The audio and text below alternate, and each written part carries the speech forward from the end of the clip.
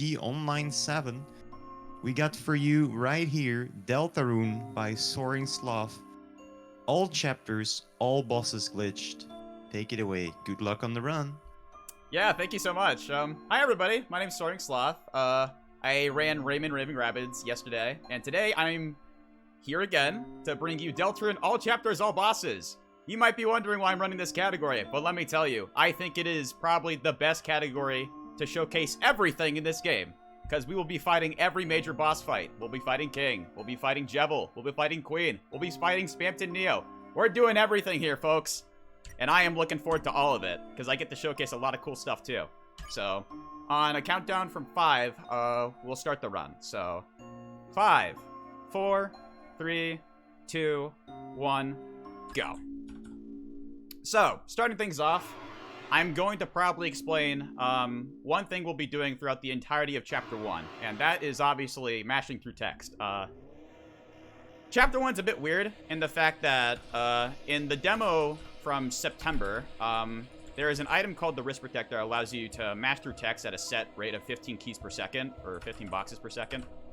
But in Chapter 1, we're able to mash with the Wrist Protector, so we can actually go through even more text than we normally would be able to. Yeah, that aside, yeah, we're just gonna be mashing a lot here. After this cutscene here, we're gonna be woken up by our mother, Toriel. But we are not gonna be going to school, unfortunately. We don't like school. We're actually just gonna be going directly back to bed, cause we're kind of a snoozer here. We're kind of a snoozer. We don't like getting up, eating breakfast or whatsoever. And thankfully, going back to bed brings us to the Dark World. So, we get to skip through that entire intermission from school. Mashing through here allows us to get up a lot faster. And one thing I should also explain is the fact that Chris moves at a set rate, but if we bump into anything, it will halt our speed for like half a second. So, we want to do our best to not really hit any walls or cliffs or whatsoever. Anyway. These cliffs right over here, they're kind of hard to hit. We want to make sure we hit them right away, though, because otherwise we'll just kind of sit right there for like a good second. Alright, we're gonna knock out this puzzle right here. Very easy puzzle, mind you. Got another cliff right here. And now we're gonna be talking to our good old friend Susie that we totally talked to earlier. She's not very happy to be here, but, you know, we'll be tagging along with her for at least a little bit.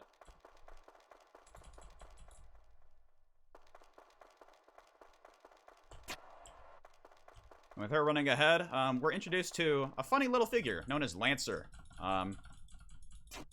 We don't really know him yet, but we'll get to know him in a bit.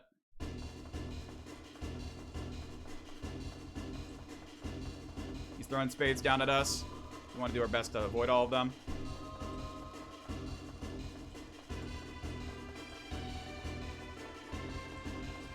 Yeah, not really much to talk about here in this auto-scroller section, but I will talk about the fight coming up ahead. Obviously, Lancer isn't very happy with us being here, so we're going to be battling him in about 30 seconds. Ideally, we want to wrap up this fight in 3 turns. There is a mechanic in this game that involves landing crits. Crits deal extra damage, obviously, but if we land all 3 crits, we can skip a turn in the fight. So little time saves like that really add up over the course of the run. So yeah. Gonna mash through this. Obviously decline hearing the tale of ye old.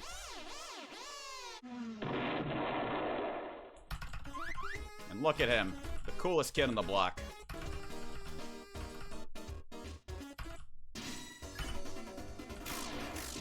Yeah, so that, we just got a crit right there. We want to land 3 in a row.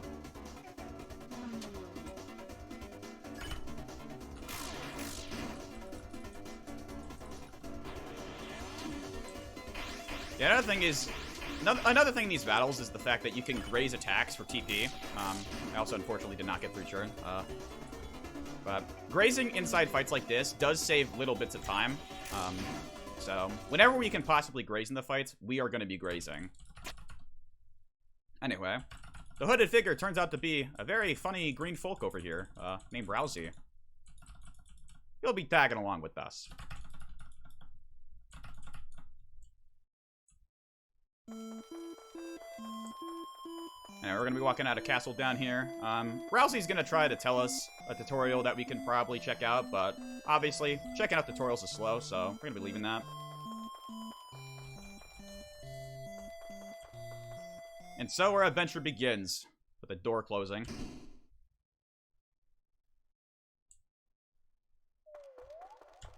Anyway, we're now in the Fields of Hopes and Dreams. There are 4 enemy encounters we're going to be trying to avoid. Bumping at any walls will probably make it so we can't... Or... Bumping at any walls basically means encounters, so we're going to try not to do that.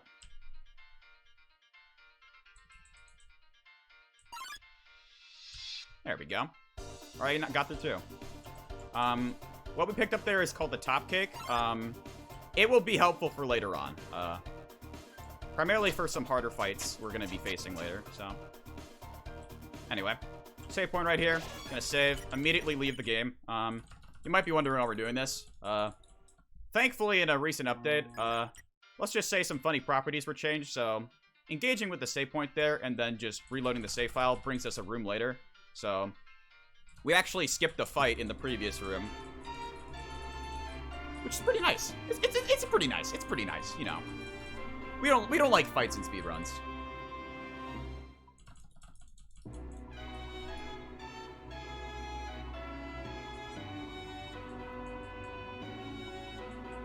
Anyway, Susie's joined our party, quote unquote.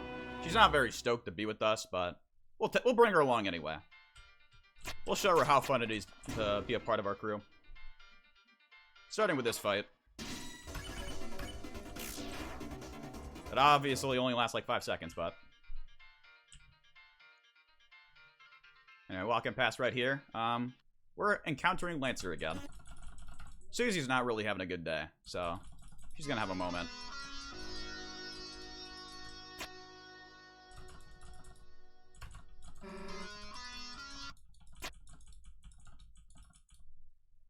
Gonna map through all this.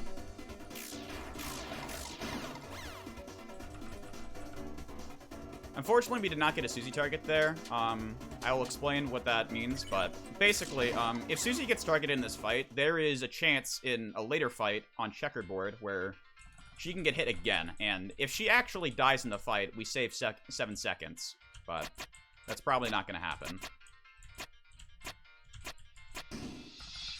Anyway, small puzzle right there. Very straightforward. For those that have played Deltarune, though, in Chapter 1, in order to access the Jebel fight, we need to grab the 3 key pieces. They're scattered all across the world in Chapter 1, and the first one is right here. The second one will be in the forest coming up, and the third one will be in Seam's shop once we've talked to Jebel at least once. Anyway. We thankfully got past all 4 Rudens, which is massive, but now we're in checkerboard, where bumping is very easy to do. We really don't want to bump in this next room. We are unfortunately fighting a pawn man, which is really sad. Yeah, bumping once right there can really cost you a lot of time, because this fight does cost quite a bit of time. But it's no biggie. It's no biggie. We'll accept one pawnman fight, everybody.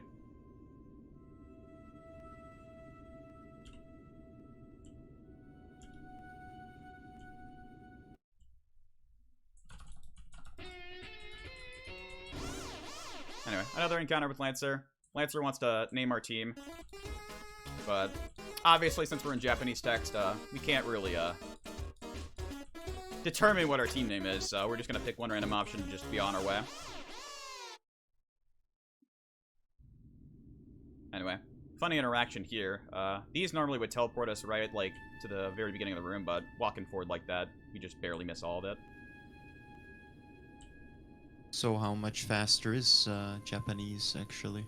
Oh, I actually am surprised I never touched on that. Japanese in Chapter 1 saves around 13 seconds. Like, on top of, like, you just text messaging or whatever. But in Chapter 2, however, I I think I brought it up already.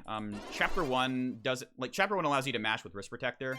In Chapter 2, however, they actually don't. So you're set at 15 keys per second, no matter how hard you mash. So playing in Japanese only ends up saving like 2 frames instead of like, you know, 13 seconds. So swapping back to English is something a lot of runners actually do, just because, you know, they'd actually like be able to read what they're menuing. So anyway, we have the K1 round fight here. We're basically going to be acting here, bowing with the K round creature over here.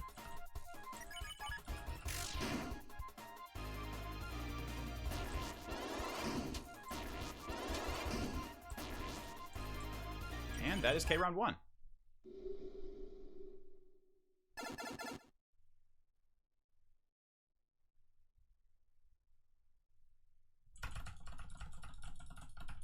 Now, in this point in the story, Rousey kind of just says a couple things to Susie, just like, you know, you're really kind of getting in the way. But Susie isn't going to have that. Susie's going to be leaving our party for a bit, joining Lancer for a little while. So, we're going to have to convince her to join our squad again.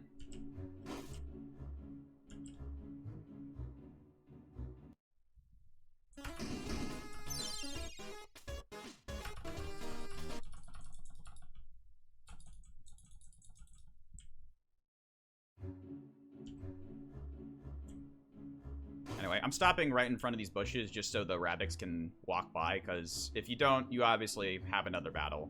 Gonna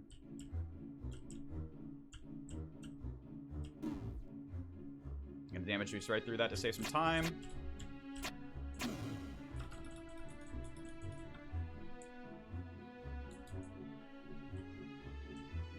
Up here we have a Bloxer. We're gonna be trying to skip that as well.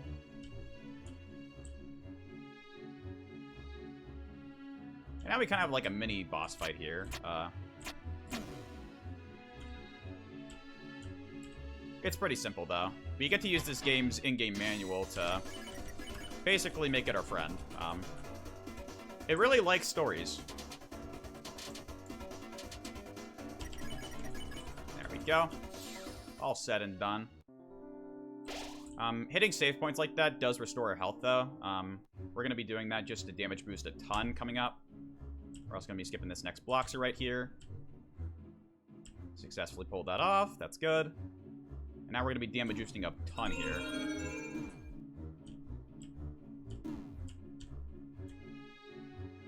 Now, the second key piece is right below here. We're going to be picking it up. This Rabbit, though.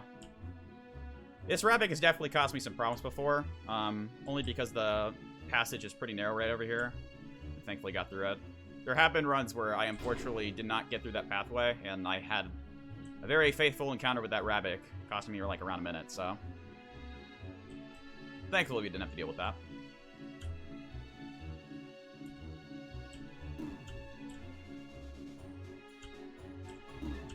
Anyway, that gives, like, hitting that save point gives us just enough HP to damage boost through all of that. If we were to take one more hit right now, we would be getting a game over, which, I mean, game over is bad. Game over is pretty bad, but we're not worried about it. Anyway, we're now going to be building a robot. For marathon purposes, I'm going to be building the best option, which is the duck. Because who doesn't like ducks? I mean, come on. It's a duck.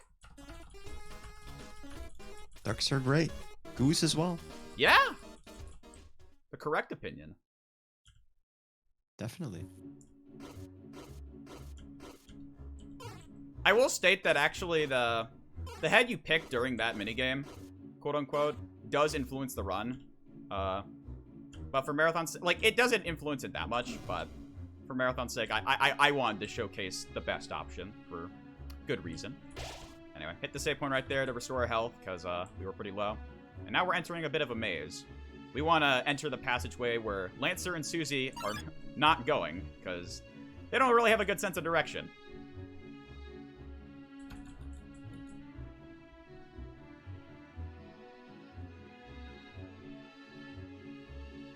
Gonna hug the wall right here, wait for the blocks to pass by.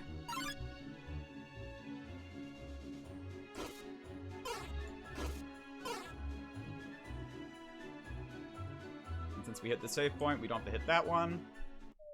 And now we have our faithful encounter with Lancer and Susie. featuring a duck that we might have built. Look how beautiful he is. It's a shame he's no longer with us. Anyway, they have a moment with us. We're fighting them now. We want to basically be nice to Lancer, because Lancer is a good guy.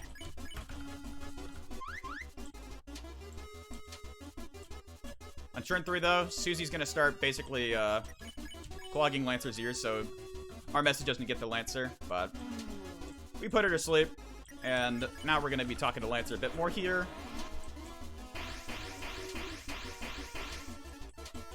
And just like that, Lancer is our friend now. I'm also just going to say it right here, right now. My terminology is not that great during a marathon, so if I skim over things, I apologize.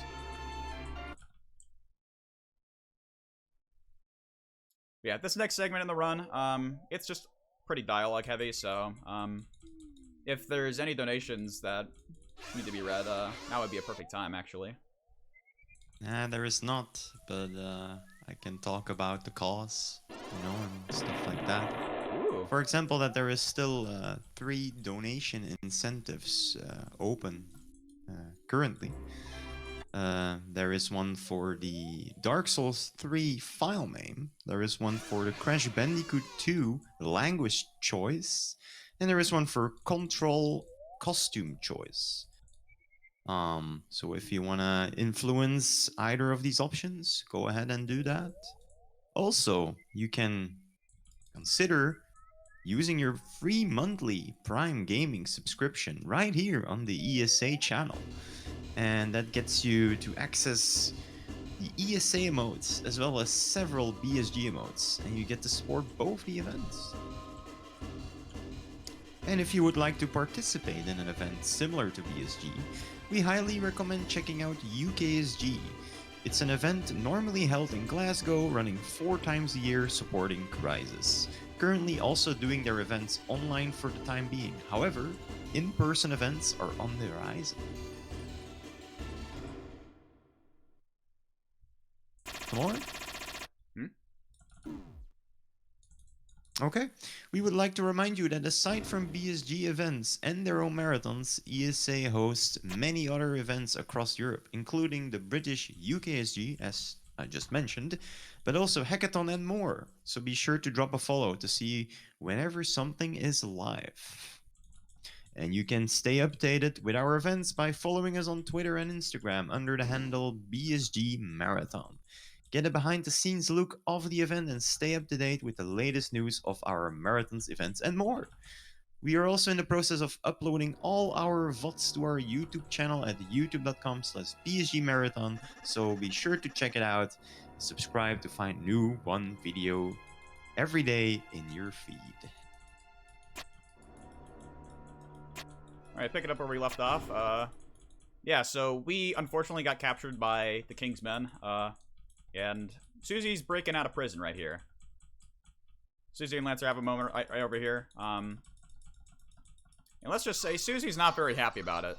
They had a friendship in the forest, and Susie's a bit heartbroken over the fact that she decided to trust somebody. But so what does Susie do in this situation? Why, of course, engage in battle. This battle is pretty scripted, though. All we can do is graze in these first 3 turns, but like I said before, grazing does save small increments of time, so we want to graze as much as possible.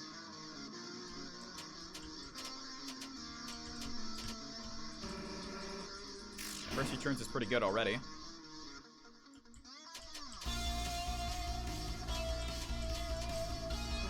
Yeah, 86%, I would say, is pretty good.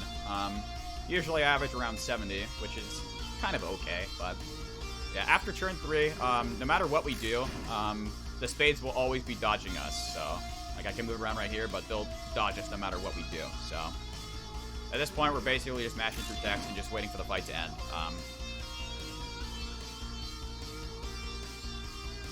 Obviously, with each ongoing attack, Lancer shoots less and less spades.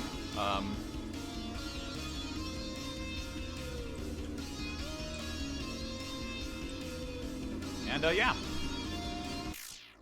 The final blow, unfortunately, Susie misses. Because Susie does not feel like killing a friend.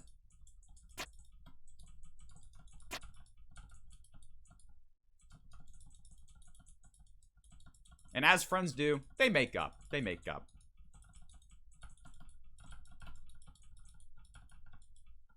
So here's a question for you. How did you actually, start running this game? Oh, really? Yeah. I can definitely explain that. Funnily enough, this was the first speedrun I actually ever decided to run. And it was actually the one game that got me into streaming on Twitch, actually, back in 2018. So it holds a special place in my heart, especially when Chapter 2 dropped this year, or actually last year. Right. But no, yeah. I don't know. It's on it. Like, I think it's a very fun speedrun. Most people in the community like to consider Chapter 1 a bit boring, but I honestly love it. But once we get to Chapter 2, though, there is a lot to showcase, though. People love the Chapter 2 speedrun for a reason, and there's been a lot discovered for it, and still new discoveries, like, recently. Like, the 1.09 update actually added quite a bit, and that was only discovered just, like, a couple weeks ago. Heading back to the run, though, we're encountered by a very mysterious door. Behind that door lies the Jevil fight. Interacting with that door allows us to go get the final key piece in the field. So we're going to be backtracking right over there to get our final key piece, and then we're going to be assembling the key. Just casually walk out of the castle, you know. Nothing too suspicious. Go through an even more suspicious looking door. Head directly back to the fields. Enter the store. Talk to your friendly neighborhood cat. We have all three of the key pieces. Now we're going to head directly back to the bake sale we walked past a couple minutes ago. Well, look at here. This guy can assemble a key piece for us. And since we're here, we might as well repair the top cake too.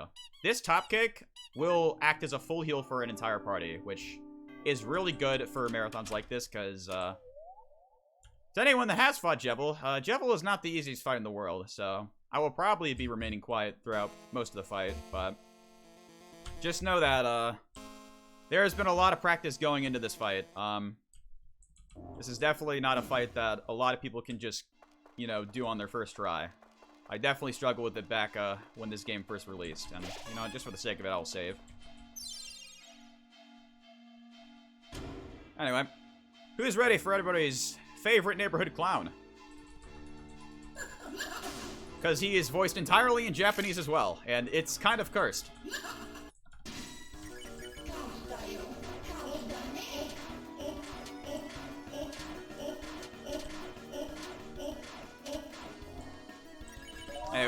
We're basically going to be revolving around using two different acts, Hypnosis and Power Wet. Power Wet does random stuff, depending on the churn, but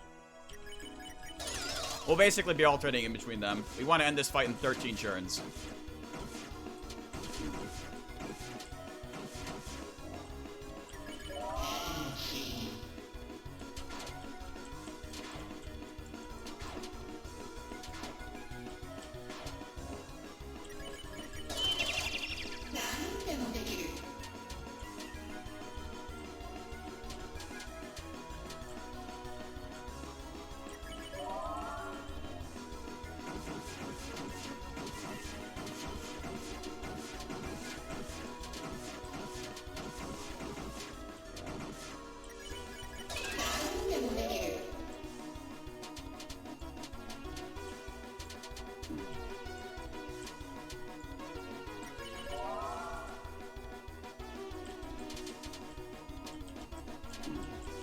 Ooh, okay.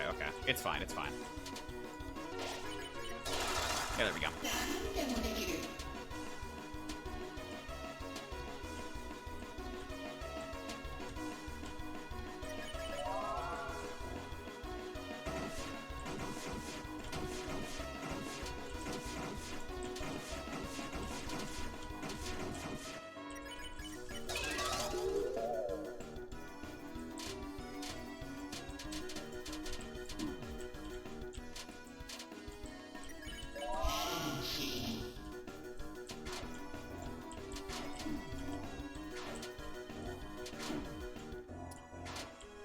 That, funnily enough, works, actually. Oh, no, it doesn't, actually. Okay.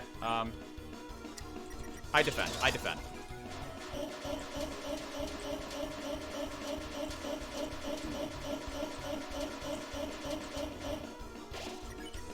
There we go.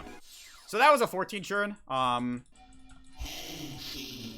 Normally you want to do that on 13 churns, but if Rousey or Chris die there, there's not really much you can do until you actually revive them with something like the top cake. But thankfully, Susie's the one that died there, so we didn't have to actually spend too much time there. Anyway, Jebel is down. We're now going to be progressing towards the king fight. Going to be skipping an encounter right here. There's some very close movement, like that.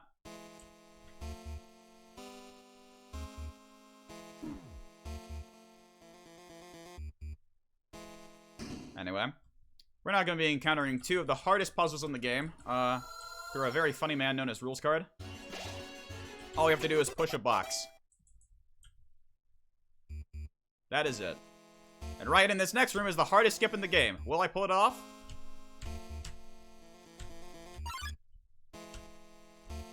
No, I will not. That, what I was trying to perform right there, is called Head Happy Skip. In the current version of the game, you have a very, very narrow window to actually skip that encounter. And I have only ever pulled it off once on this version. If you played in the original 2018 version, it was actually very easy to pull off. Well, not very easy. It was still pretty difficult, but the margin for error was a bit easier, I guess. I'm not good at wording. Anyway, another puzzle here.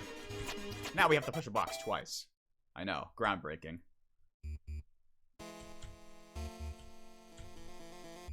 Anyway, approaching the end of the castle, we're going to be picking up one item in the shop right here called the Brave Axe. We're going to be equipping Brave Axe, as well as the Jebel's Tail we just picked up in the Jebel fight to Susie, and equipping the Iron Shackle to Chris, if I can menu. For those that don't know me well, menuing and me, we go back. I can't menu very well, so you'll probably see more of that later. Anyway, look at that. We're fighting K-Round again. Only this time we actually have Susie on our side listening to us. So instead of bowing down to the K-Round, we're gonna be throwing Rousey at it.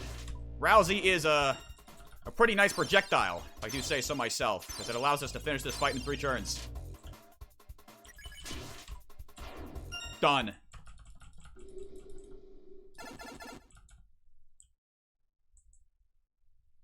Anyway, we're now going to be heading directly into the King fight.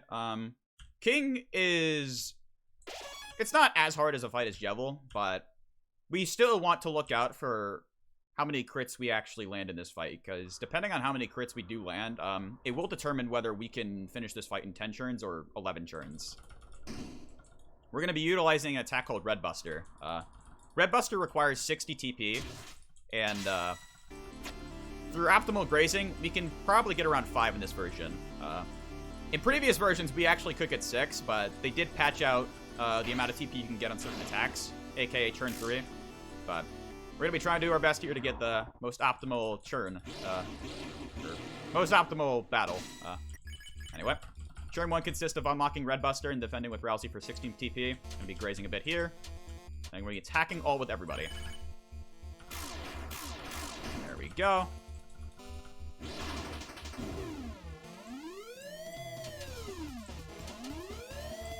Perform our first Red Buster.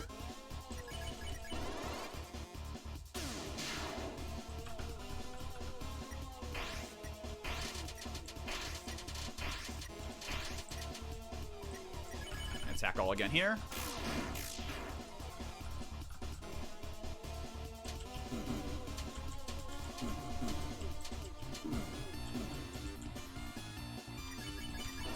Red Buster again.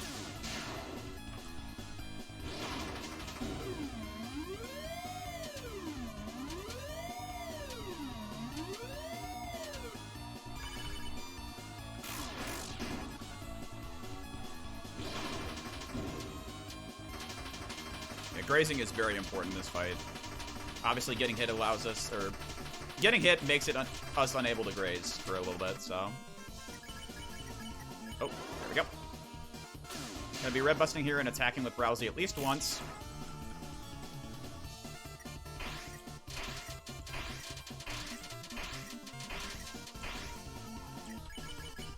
Oh, accidentally solo Rousey'd again.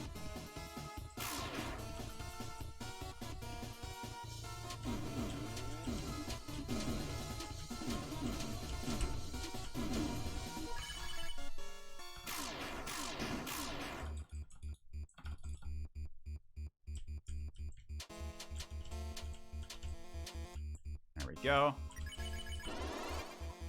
And that was a very clean 10 turn. So that basically is the majority of Chapter 1. The next couple of minutes are going to be pretty dialogue heavy, but once we head into Chapter 2, there's going to be a lot of different changes. One is obviously we will be unable to mash on top of text with Wrist Protector, but there's also going to be a lot of new tech we're going to be using. I guess I can probably use this time to explain how wrong warps work if nobody is aware of the concept, but basically, when I enter a room, I come in from a set spawn point. Wrong warping basically throws that out the window. When I boot up Chapter 2 for the first time, I'm able to basically input a different direction as I leave a room. And if I do that, the game kind of doesn't know what to do. So the game will kind of put us at a default, like, spawn position, which, I mean, for most rooms is where you enter anyway, but for other rooms it's different. So there'll be several points throughout Chapter 2 where we're just kind of gonna hit the save point and restart, just so we can get wrong warp state. And that's another thing I didn't bring up. Wrong warps in this game, or in Chapter 2, if you enter a room normally, you lose the ability to wrong warp, so there will be times where we want to basically reload our save file so we can get wrong warp state again, and then proceed to wrong warp the next couple of rooms to save some time.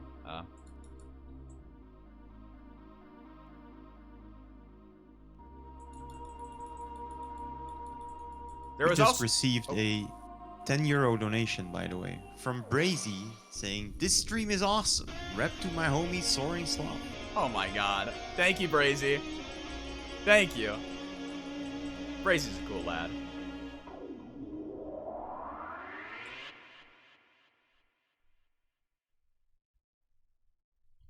Anyway, sealing the fountain right over here. We are brought back to school that we totally engaged with at the beginning of this run. Unfortunately, it all took place in the school closet, which we're just kind of like, huh, that happened. What happened here?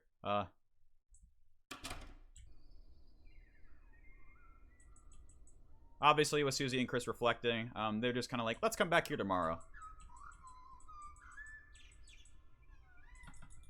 We will obviously be coming back here for Chapter 2, but not really.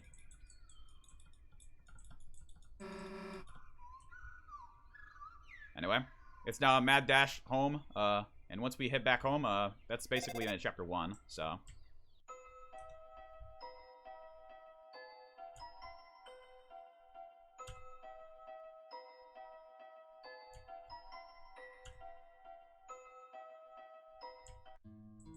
Anyway, have a small discussion with Torio over there. Walk immediately past her. I'm gonna go to bed right here. And now, since we ended Chapter 1, we're gonna be immediately exiting out of the game, rebooting it up, and heading directly into Chapter 2. Now, for Chapter 2, like I said before, Japanese doesn't really matter as much, so I'm gonna be swapping back to English, just so I can read a bit more. We're gonna be booting up our Chapter 1 save, and continuing our run from there. And just like Chapter 1, we really just don't like going to school, so even the tutorial comes up to us over some pie, we're gonna be heading right back to bed, because we're really lacking sleep, you know? We're staying up till like 3 o'clock in the morning, only, you know, getting like 3 or 4 hours of sleep. Anyway, that was one example of the wrong warp state I was just talking about. Some cutscenes give you it, while others don't, but... yeah, I failed that one right there, but... it is a little bit of a tight window, but... if you can chain them up, it does add up over the course of a run. Anyway, featuring the Queen. She's the big baddie of this chapter. Very comical, though. Very comical. Has a good sense of humor. Unfortunately, you will not be able to read most of it since this is a speedrun, but... Anyway, we got our first fight in Chapter 2. I'm going to be trying to go for 2-turn wear wire here with the setup I have. It's possible with both crits on Susie and Chris. We unfortunately barely missed it. Oh my goodness.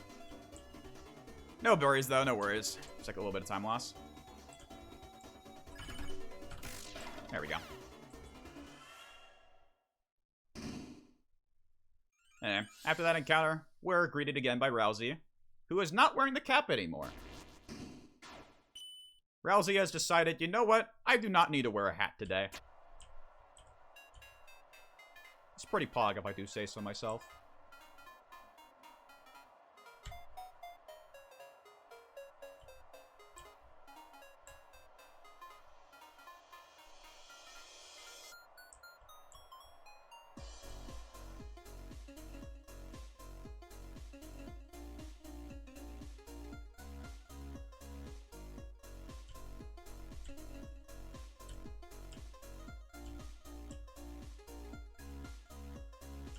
It is a banger. Chapter 2 has a lot of banger like soundtracks. I thoroughly like all of them. I don't think there's one that misses.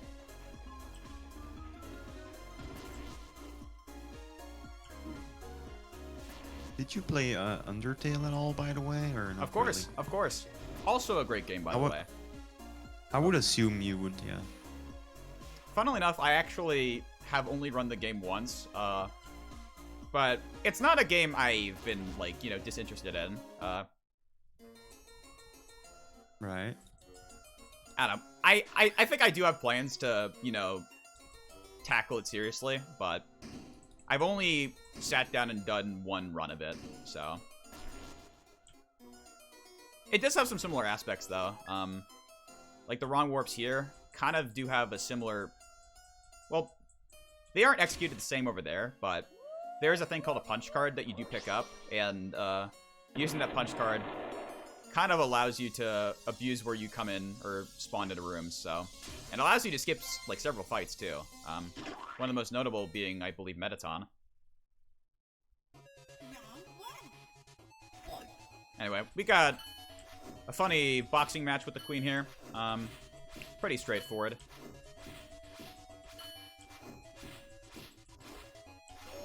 Basically, it's just going to consist of us just punching and dodging. Really isn't too much to this. But we do have a massive skip coming up in just like a minute or so. Called Door Overflow. You're going to watch me basically interact with an NPC and then interact with the door to overflow the text to the point where we can basically skip a good portion of Chapter 2. In every other category, you could basically warp to Mansion, which is basically the final area in Chapter 2, but since this is all bosses, all chapters, we're not going to be warping to Mansion. We actually need to go to the city to fight one character to unlock the hidden fight in this chapter. Anyway, buying 400 bagels, you know, nothing too big.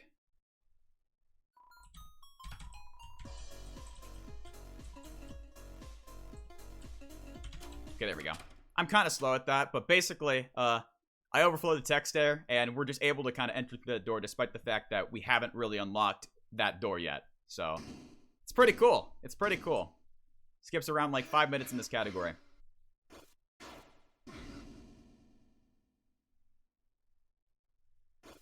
And because we came in through this way, normally there's a cutscene that plays like a bit more to the left of us, but, you know, we like coming in to rooms unintentionally, so, you know, we don't even get to see it. We'll see our heroes in a couple seconds. There we go. Newbert, my man. Anyway, coming into the city right over here, Susie and Rousey are going to be departing us for a bit, so we're going to be walking it solo for a little while.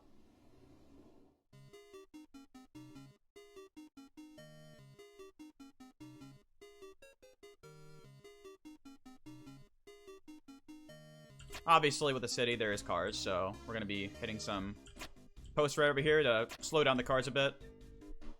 But, you know, cars have feet in this world, so, you know, a little awkward. Skip an encounter over there, just by hugging the wall. And here we have Noelle. The queen really likes Noelle. Noelle's trying to hide from the queen, but is comically, barely avoiding her. And Birdly is... Well, Birdly's just Birdly. Birdly's just Birdly, everybody. He is a character. Anyway. After that little scenario over there, Noelle joins our party for a little while. Noelle doesn't really have too big of a role in this run, but there are other categories in this run, or other categories in this game, where she does play a bigger role. Shout out to Snowgrave. Now, we're going to be picking up the pink ribbon right over here, because it allows us to get a lot more TP from fights whenever we graze. It's going to be really helpful for some later fights.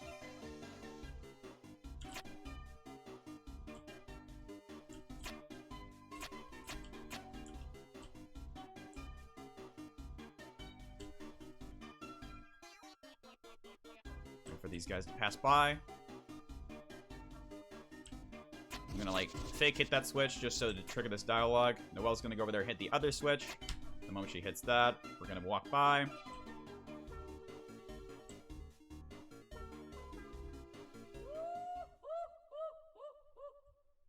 And now we have another interaction with the queen. The queen comes out to us and is just like, you know, hey, you're cool. I dig you.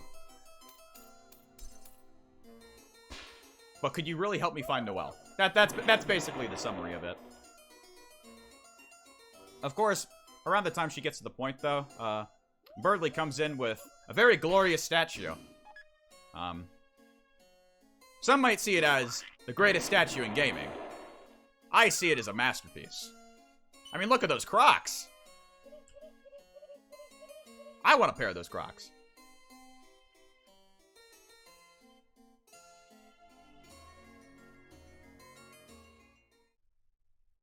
Anyway, the queen runs in terror over the statue and Birdly, but we're gonna walk ahead.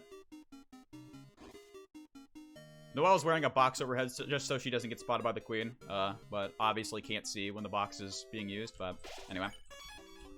We're gonna save right here, exit out, get wrong warp state, and get ready to perform several wrong warps to skip a big puzzle later on.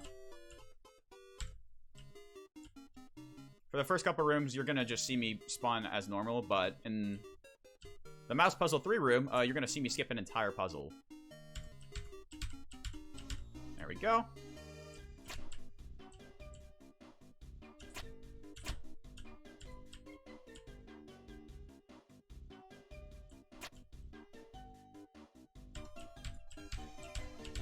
There we go.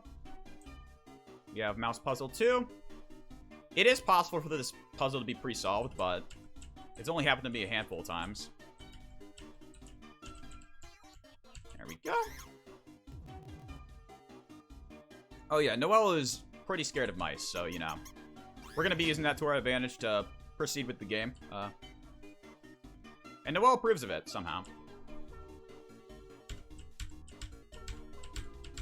There we go. One more wrong warp. We have the cheese maze right here. I do not have the guts to run through this. Some people do. But, you know, hitting the cheese is very dangerous. Alright, one more wrong warp. There we go. And we skip the third mouse puzzle. That saves around 45 seconds. It is definitely one of the larger skips in Chapter 2. Anyway. We have our second encounter with Birdly, quote-unquote. But, you know, we didn't actually encounter Birdly the first time, so this is technically our first encounter with Birdly. Birdly 2 can be wrapped up around, I think, 4 turns. Noelle has an ability called Ice Shock, which deals a ton of damage. More than Susie's Rude Buster, and only costs 16 TP, so one defend with Grizz literally gives us enough to Ice Shock with Noelle.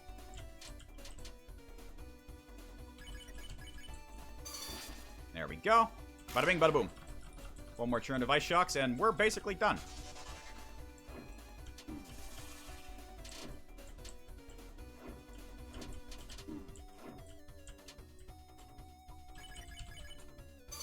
And that is Birdly too.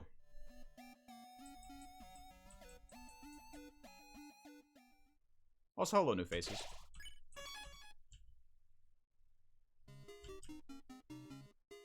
Anyway, we got another scroller segment up here, but this one's always kind of funny, just because, I'll show you in a sec. Basically, we're gonna hop in a car with the Queen and Noelle, and we're basically gonna be going through a bunch of traffic. There's a funny thing you can do with the car, though. By holding the right and left arrow key, you can kind of just make the car vibrate. Doing so allows you to basically rack up the cars in front of you. And after a while, you rack up a lot of them. It is comical, if I do say so myself.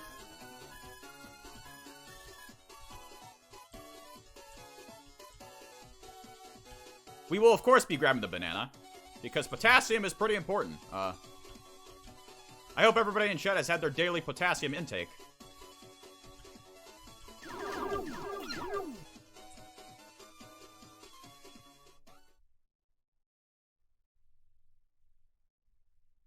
Anyway, with that, obviously, there's a lot more traffic up here, so we need to go across the street and hit the light. But before we do so, we have a funny figure. Many people who have played Chapter 2 probably recognize this face. Your favorite 1984 salesman.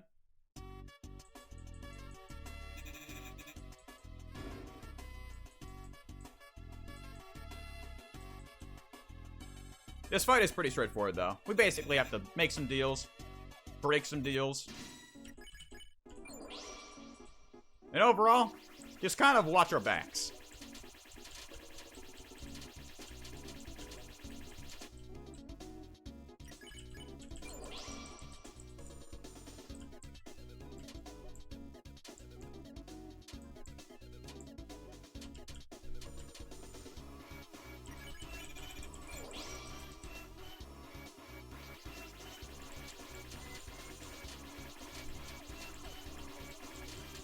I will state, though, in this fight, as well as Spamton Neo, you actually can press F1 for a free heal, and it does play a big critical role in, like, the Spamton Neo fight, which I will explain once we get there, because there is definitely something to showcase once we get there. Something kind of game-breaking, to put it lightly. But anyway, yeah. Obviously, after that encounter, Spamton's like, alright, I can tolerate you. But if you want to see a really cool deal, come to my shop alone. In a very ominous manner. So we'll be visiting him later. But for now, we're going to reunite with the Queen and Noelle.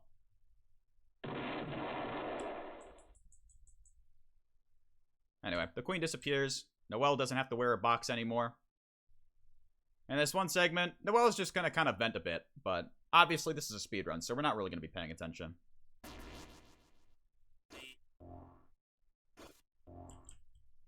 I will say, though, this is probably another good time to share any donations if there's any.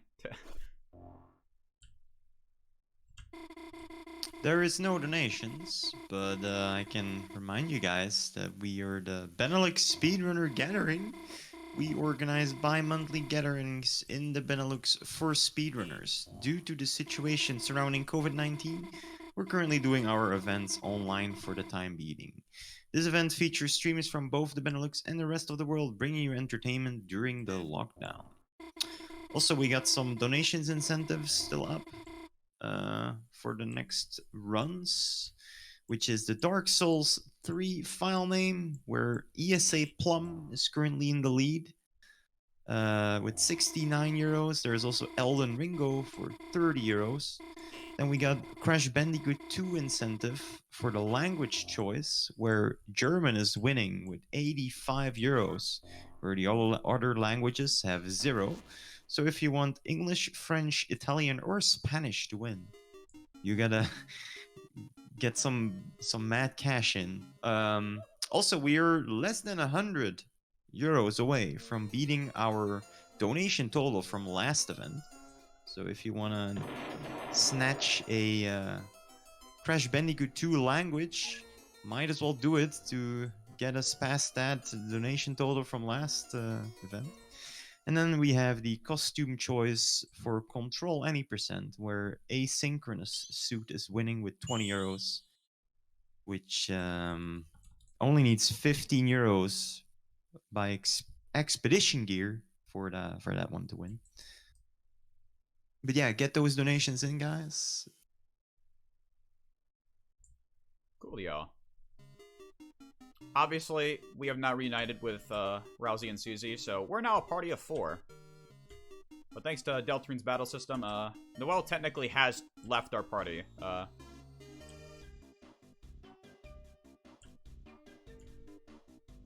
Obviously, in this little segment right over here, Noelle is going to hold the switch for us as we go hit a different switch.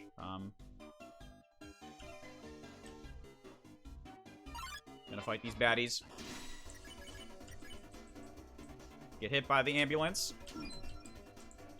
And spare them both.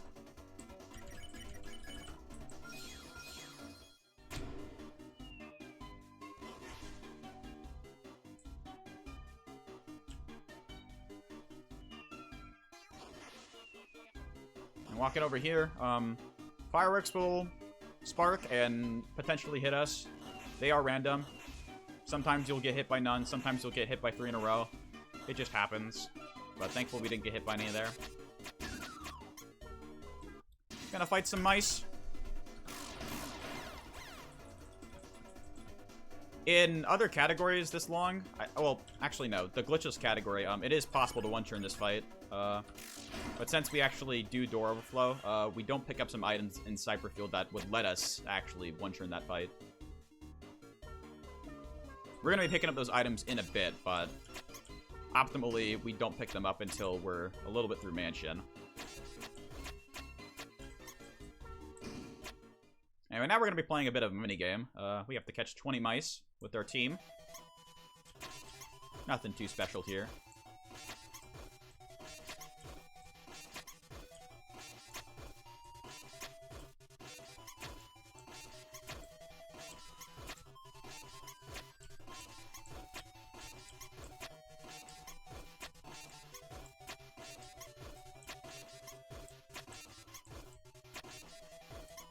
With that, we have 20 mice.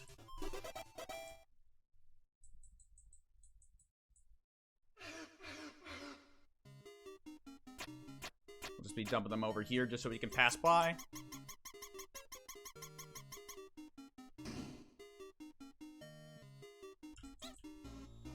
And now, somewhat similar to Chapter 1, right before we head into the final area, we are going to be captured and imprisoned. Only this time, Noelle has found the queen without, you know, her wearing her box, so the queen's like, hey, get over here. You're my minion. Berdley's in a similar boat, but is like, hey, why are you using Noelle? That's bad. So, the queen backstabs Berdley alongside with us. But Rousey's still here because there's only 3 cages, so, you know. Rousey's just kind of vibing for a bit. In our new cell, though, we did bring one friend with us from Chapter 1. Can people guess who he is? Perhaps it is the funny man himself, Lancer.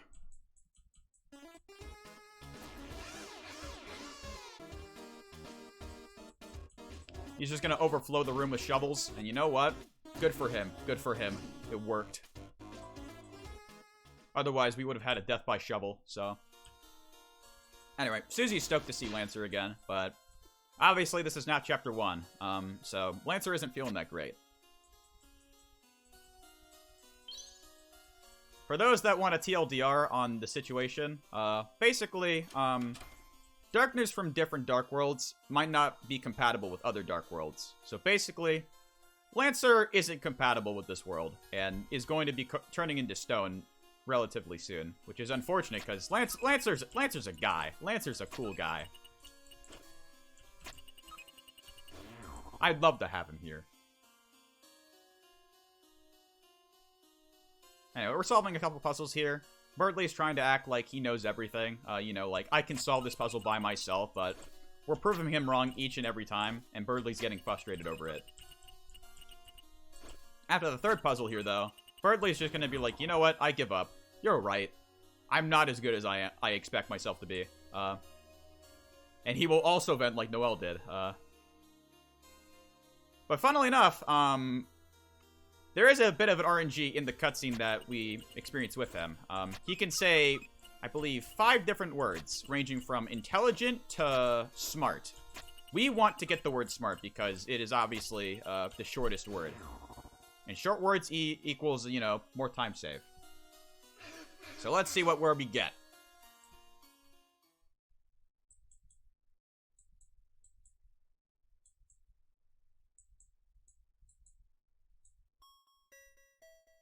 We got clever. Okay.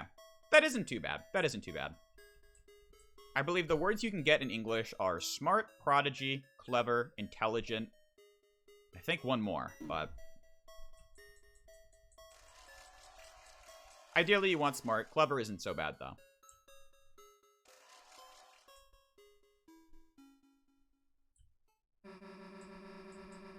Anyway, with Birdly fessing up, Birdly decides to team up with us to go save Noel.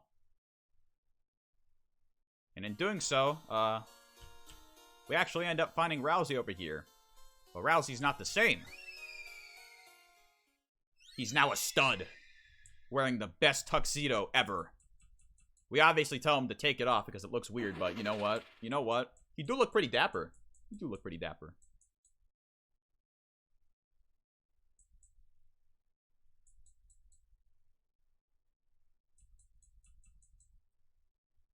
Anyway. So now, as I mentioned before with Spamton asking us to come to his shop alone, we're going to be going to do that now since we now have the door unlocked. So at the beginning of Trash Zone, Spamton's shop is basically to the left of here in a very dark alleyway. We ask our party to stay outside. We're going to be buying the keygen. This keygen is going to unlock a very important door in Mansion that will allow us to get something called the empty disc, which we'll need to bring back to Spamton. But while we're using the door, we're going to head back to Cyberfields and pick up 2 items that we would normally pick up during our visit here, but since door overflow exists, we actually just pick it up now. Anyway, we're going to head back to Mansion and hit the save pointer over here to restore our health. And so with us busting out, the Queen notices and is like, alright, game on. So there's a bunch of traps laid out, but we can damage Bruce through a lot of them. And these pots, if you hit one, the swatchlings down over here will basically aggro on you. But entering and leaving the room here basically despawns them. And we can just kind of break as many pots as we like.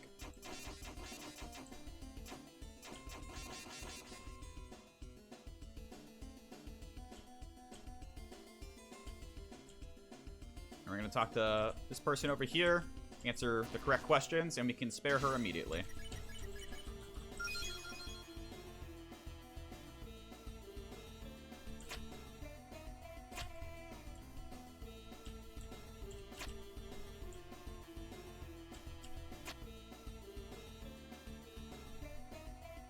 And walking down here, we have to activate the switch to unlock the barrier. Into this little, I guess, divot right over here. We're gonna hit a hidden switch, unlock this passageway, which unlocks this room where we can use the keygen and unlock the basement of Mansion. Anyway, we're gonna be doing another set of wrong warps here. I am not very good at this set of wrong warps, but I'm gonna be doing my best. But it can save a lot of time if we do them well. Something to note is that vertical wrong warps are a lot harder than horizontal ones.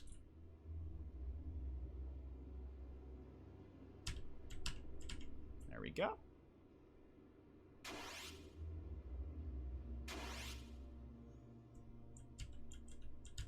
Ah, I failed that one. Yeah, vertical ones are a lot harder just because, at least the way I, like, you know, adjust my hands, it's kind of hard to really just flick back and forth when you're doing up and down. Well, it's much easier when you're doing it horizontally, but anyway. If I was able to keep my wrong warp state up until this point, I could basically wrong warp I could wrong warp, like, all the way back to that save point super quickly, and wrong warp to the empty disc really quickly as well, because the spawn points for the rooms upcoming, Yeah. You just kind of fly by, to put it lightly. Anyway, going up these teacups again. A lot of things we could accidentally hit, but since we're a speedrunner, we obviously know what to do.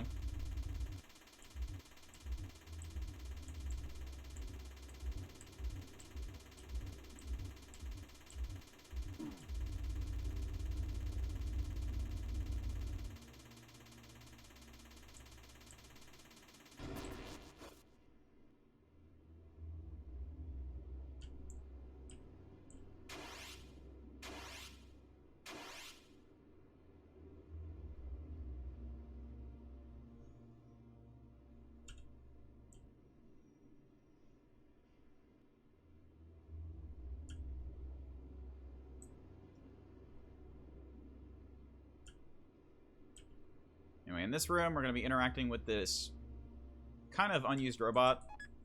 Grab the empty disc. We'll be coming back here a bit later once the empty disc is loaded, but we're not going to be backtracking to Spampton's shop to give him this.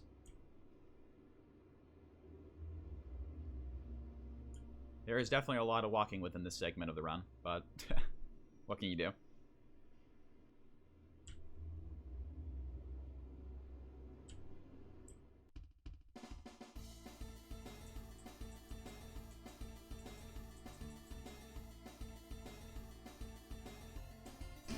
If you're curious, they are. They're just not in the Dark World segments. There is an overworld in Deltarune where most of them do exist.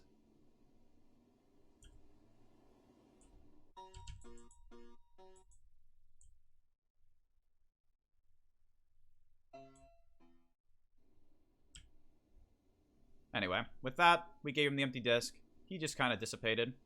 And we now have an item called the loaded disc. We need to go back and basically put the loaded disc where we found it.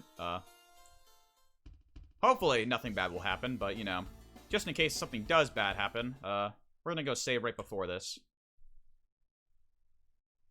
And spoiler alert, something bad is gonna happen, but I now get to talk about the game-breaking exploit in this fight.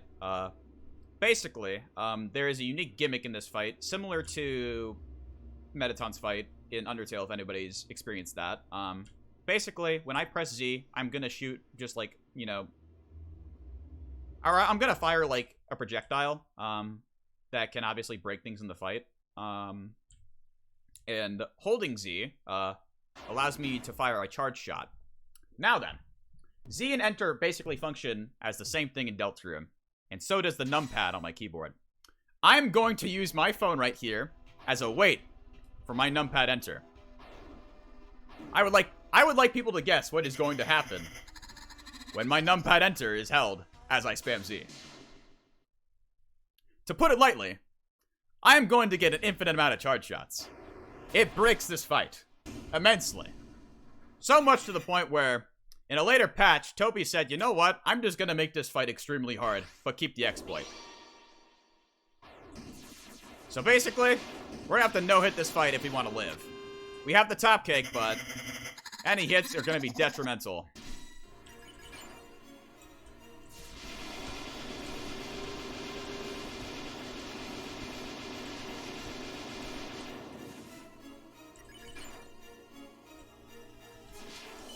As they say, it is time to become a big shot, everybody.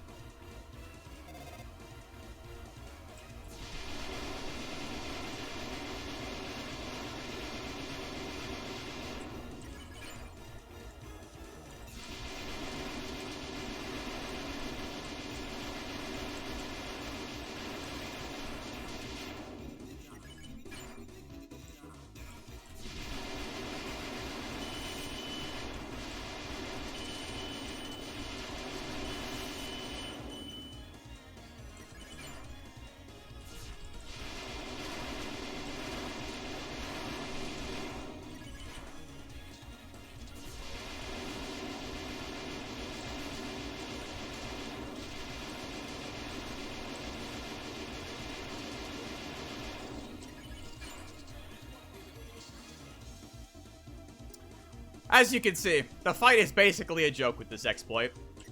Getting hit at all here, though, basically does drain our health immensely. Just like that.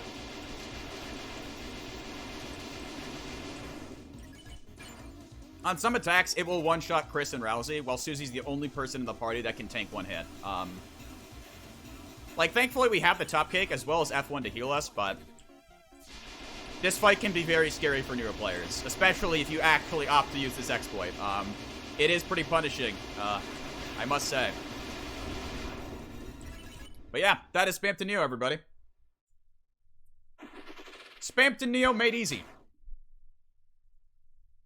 Beating Neo like this gives us an item called the Deal Maker, which we'll be equipping to Susie. And we're going to actually be equipping all of the items we collected throughout Chapter 2. And this is all going to be going towards the Queen fight. Queen in this category isn't too much of an issue now. If this was glitchless, it'd be a different story, but... Mecha Saber. Deal Maker. Auto Axe. I can't menu. Okay. I have failed the second set of wrong warps. That is unfortunate. Once you finish that fight, you get wrong warp state again, and if you are able to chain these next set of wrong warps consecutively, you can save a lot of time. Like, I'm talking being able to come out of this basement and coming back to that, like, branching path and mansion within, like, a matter of, like, 10 seconds outside of this cutscene. Like, it's actually pretty ridiculous.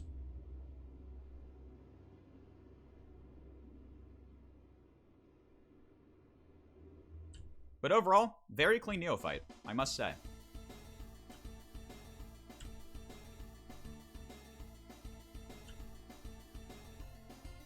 And just like in Chapter 1, though, well, I mean, it isn't with a save point, but thanks to 1.09, just like that one scenario in Chapter 1, basically, I'm going to be getting a game over on purpose here to advance the room I'm in. And doing so, I can't word everybody. Basically, there's going to be a big cutscene coming up, and we're going to be abusing that glitch to skip that cutscene in its entirety.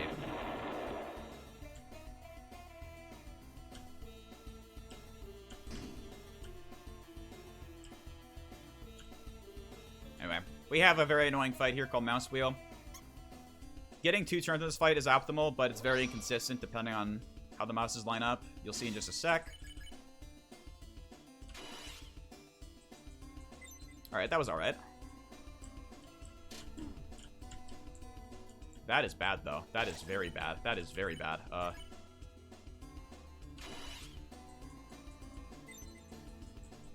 almost got away with it, though, which is really funny.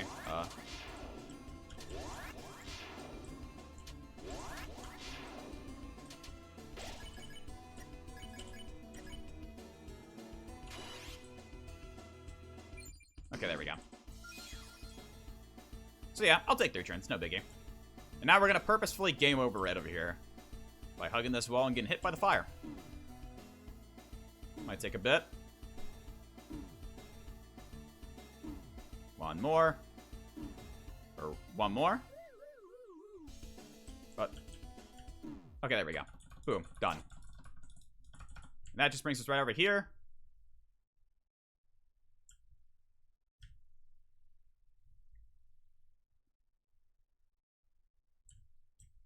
And we basically just get to skip the entirety of that one cutscene of us just being on the table, which, I mean, it's pretty nice. It's pretty nice.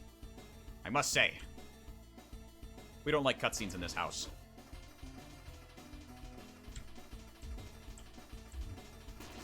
Anyway, with that, we're basically heading into the final sub-area of Mansion called Acid Lake. Acid Lake isn't too bad, but there is one fight that does have a bit of RNG, and we're going to be meeting a familiar face from Chapter 1 there. Ideally, we want to wrap up this fight in 2 turns, but there is a small likelihood that we will not be able to do so and have to wrap up in 3 turns. It all depends on his turn 1. So we're going to pray. We're going to pray that we get some good RNG today. Anyway, welcome to Acid Lake. Today we'll be riding on a swan. and hitting the little homes. Because funnily enough, it does play a role in the fight coming up. Hitting every single house here gives us a bunch of TP for turn 1, which we want, so. We unfortunately can't move at a faster pace, though, because, man, if I had a paddle or two, we'd be through this in like 5 seconds.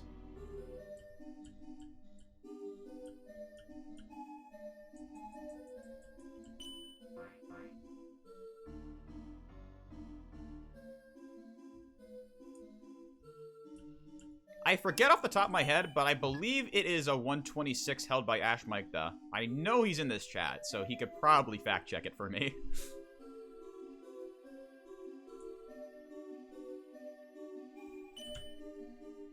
And of course, we did not forget the banana, because, you know, potassium is important, as always. 126.24, by the way. Okay, okay. Thank you. Oh, that's unfortunate. Well, you know what? Ash is here in spirit.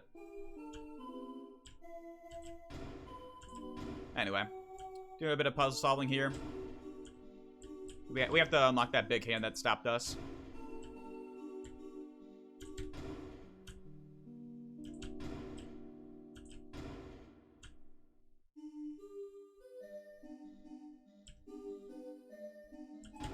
Gonna hit 2 houses here.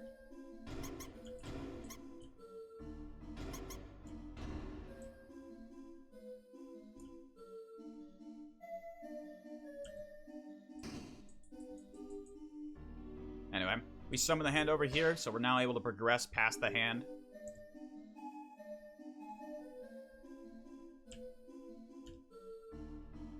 And onward to the rules card fight. Yeah, so rules card does make a return in Chapter 2, in a very comical way, though. So for those that were wondering about me talking about the robot we made in Chapter 1 making a difference, this is one of them. Depending on what robot you make in Chapter 1, rules card will ride that robot in Chapter 2. And depending on what you make, there will be different attack patterns. Like, it's kind of cool, and we don't really get to see much of it in the speedrun, but hey, he's riding a duck! How cool is that? And we got a good pattern too, so we can wrap this up in 2 turns.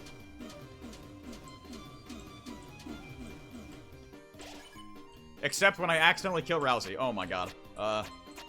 Yeah, this is pretty bad. Okay, to be fair though, this has never happened to me before with the duck, so that's the first time I've ever seen that attack, so you know what? We'll take that, we'll take that. Oh, that's bad though.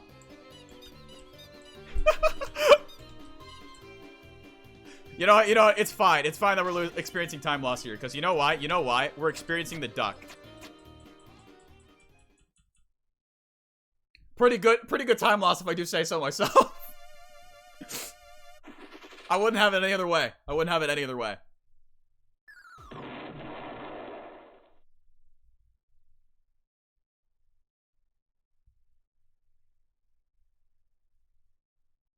And for Marathon's sake, I will hug Rousey.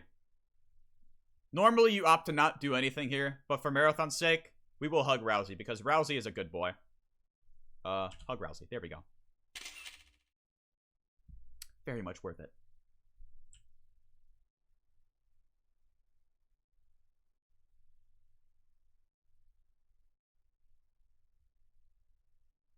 Anyway, final segment of the run here. We have a very major skip, quote-unquote, coming up. Here, we're going to perform Lesbian Skip, quoted by Shay from AGDQ 2022. A very influential skip. Skips a major cutscene. You know, nothing too ordinary.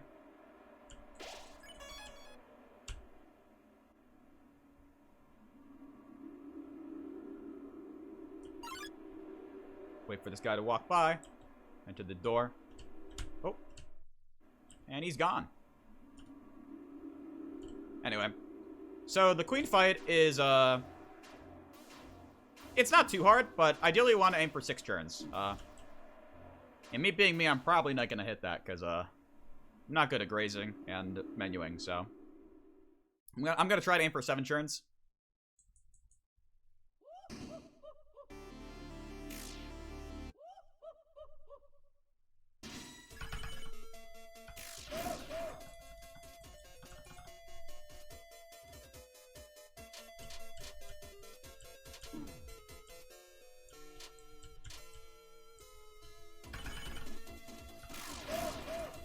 go. She puts up her first shield.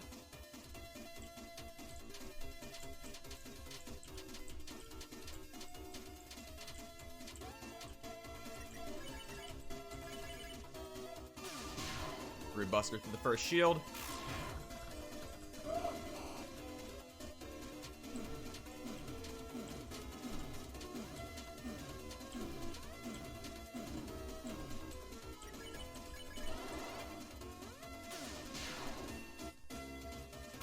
Yeah, utilizing Red Buster here as well. Red Buster is pretty important since now it does a lot of damage with all the items we stacked on Susie.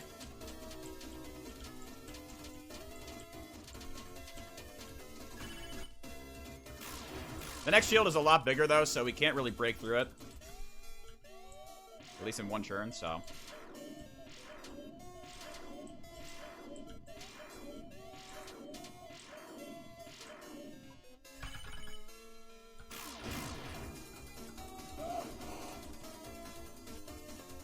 Alright, ultimate attack. Gotta play careful here, because Rousey is pretty low.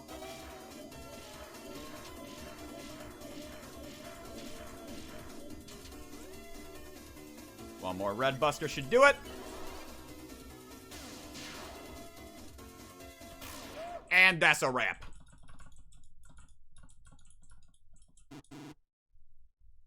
So obviously, you might think that's the final fight, but no. Just like any RPG out there, there's a true form. And obviously, the Queen has one as well. The Queen will control a giant robot. And ideally, you don't want to get hit throughout any part of it to save a lot of time. Unfortunately, though, the robot we made at the beginning of Chapter 1 does play a factor in this fight. There is one head you ideally want to pick for this fight because it allows you to output more damage. But we picked the duck head, which, unfortunately, does not give us damage. It actually gives us a lifesteal effect.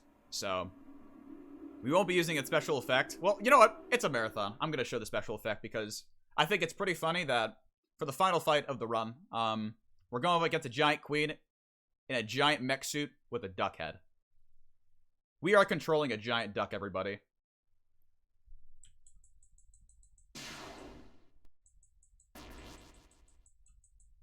I like to think of this scenario as that one episode in Regular Show where, you know, the ducks come together and form that one, like, giant duck and it's like, step off, you know? Step off!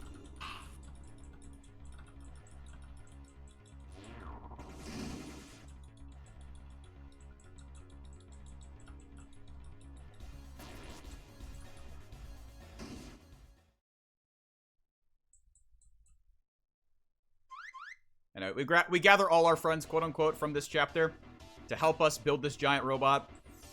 Although, since we speedrun the game, we didn't really make any friends, so it mostly just consists of Task Manager. But now we are Mecha Duck. And we're here to take down the big baddie herself.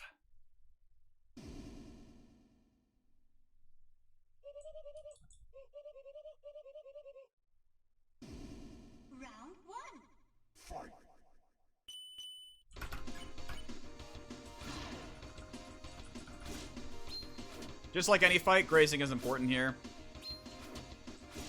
If we had Flamehead, it would play a bigger role, but I want to show the funny.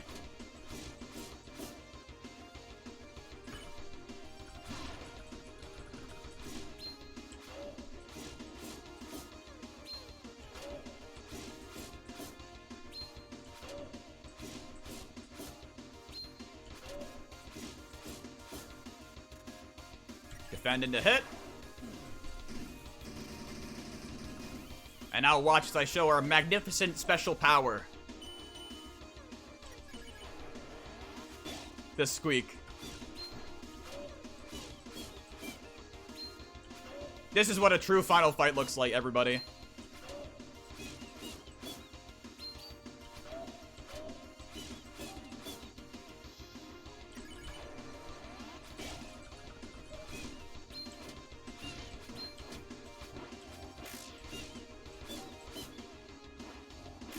Oh, shit.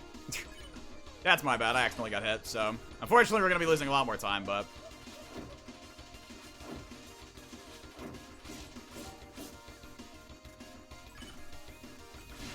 There we go. On to the last phase of the fight. Queen is gonna be multiplying herself and throwing a lot of herself at us. If we no-hit the first two phases, this would go by a lot faster.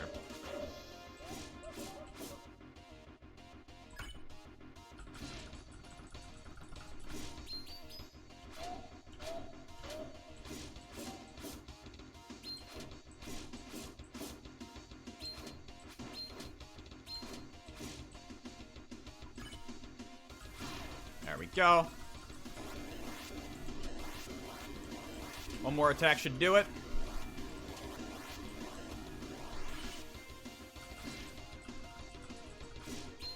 I guess one more. Oh.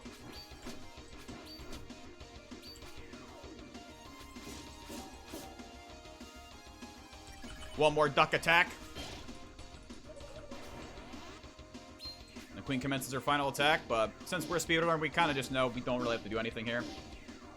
We can just kind of damage through all of it. She throws her final baseball.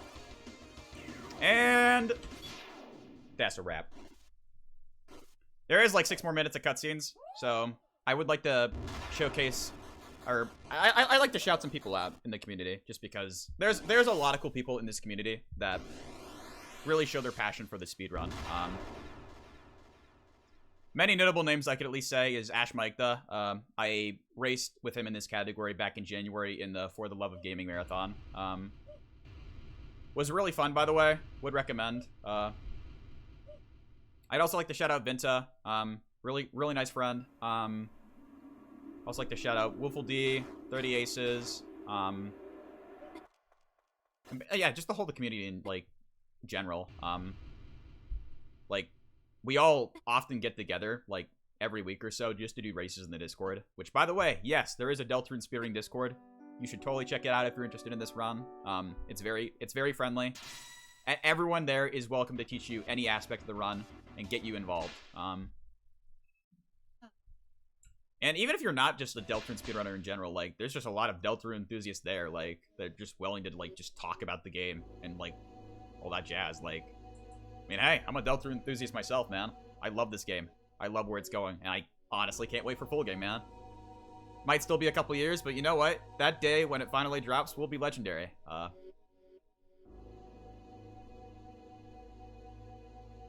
yeah, unfortunately, we can't skip through this cutscene and the remainder of Chapter 2, but I'll let you know when time's coming up. It might be a bit. But no, yeah. Everybody's really friendly in the community. I honestly really enjoy peeking in there every now and then, even if I'm not the most active member, but yeah. The races we definitely hold there are really fun. A lot of cool people.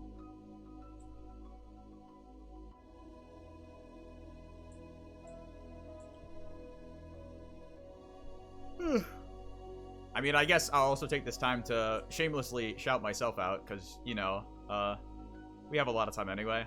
I like to speedrun. It's fun. Maybe you like that too. Twitch.tv/soaringsloth.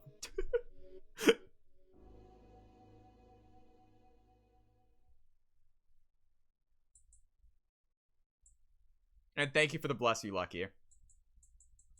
If anyone is curious, though, I did run, well, I already said at the beginning of the marathon, but I did run Rayman Raving Rabbids 1 yesterday. It was a very fun run. Lucky Boy was there as well. I could see him in chat. You were fantastic for that run, by the way, Lucky. I would gladly have you again.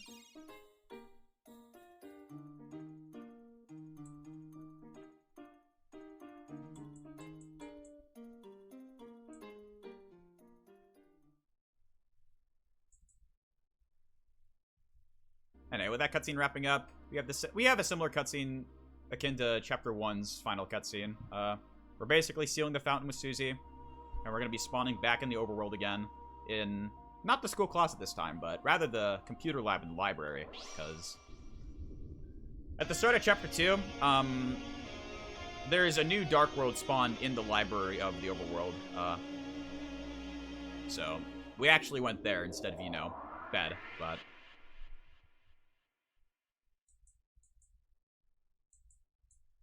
exactly. Nothing can beat the power of a power nap.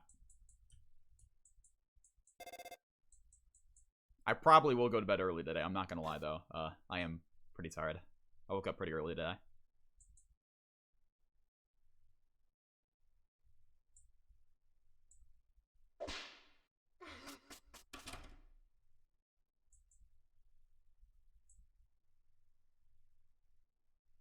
Anyway, just for the people that have stuck through this stream in its entirety, I will do one funny thing for everybody. Since I think we do have quite a bit of time to spare. I can't see the timer right now, but I know we're still underestimate. It's currently at 1:25. Hello, everybody. It's Sans. That's it. That's the joke. You may all laugh. That is the joke.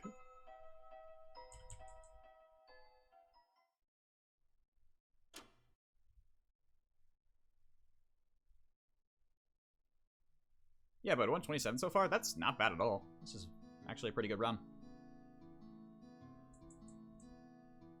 I said you're at 1:25, by the way. I don't know if you misunderstood me, but... Oh. Dude, I'm sorry, like, my hearing is terrible. Oh my god. Well, you know what? That makes me even happier because, you know, it just makes me think, oh wow, this run's even crazier. Is this gonna PB or? Actually, wait. I don't have my live split up. I don't have my live split up. What even right is now. your PB? Because your PB, quote unquote PB, on speedrun.com is a 132 something. Oh, I haven't updated. Have I? It's on my live split. It's a 129. So I think this is actually PB. This is actually really cool. Wow.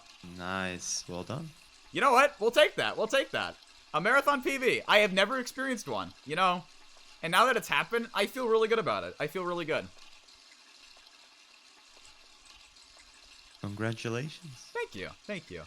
We have, like, still 2 more minutes of cutscenes, unfortunately, but... that's just chapter 2. Yeah, can we get some pogs in the chat? I'd say it's pretty pog. Marathon PBs are pretty rare, so... Yeah. Pog is a very fitting thing right now. I would say so, man. PB with funny Sans joke, with Duckhead, and, yeah, I did a lot of funny stuff in this run, too. Oh my god.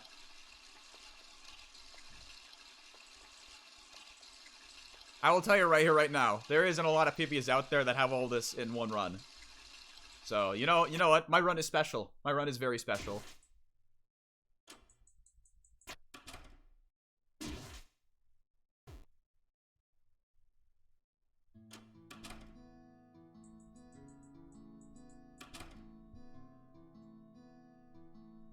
That is true. A lot of times, time saves were thrown in the trash for funny memes. But you know what?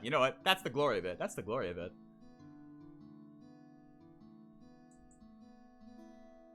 Yeah, final cutscene up here. Time is coming up in around a minute. I'll let you know when I say time. Yeah, that's when you'll split, I guess.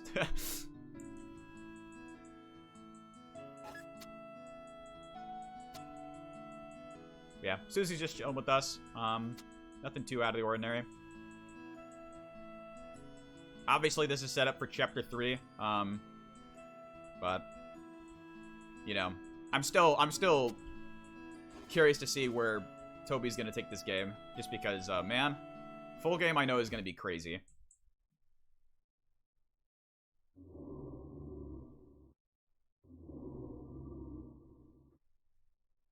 You're so right. Can I truly be proud of my PB if it didn't have fun stuff in it? Nah, it has to have fun stuff.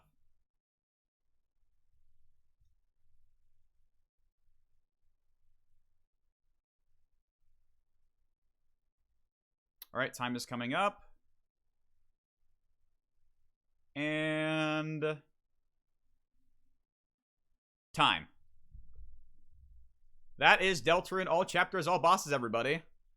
If anything, I'm stoked to have BSG have me here once again, because I think I was here as a backup runner for BSG 4 running Sonic Road Blast 2, so it's a pleasure being back here again, especially, you know, as a runner. I mean, I was a runner back then. Pleasure to have you. Yeah.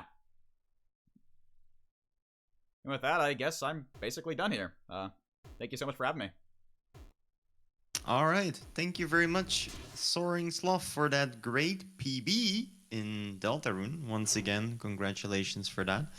Up next is Dark Souls 3 All Bosses Glitchless by Dennison GB. So stick around, everybody. We'll be going into a quick intermission, run some ads, and we'll be back faster than you think. Bye-bye. Hoorah!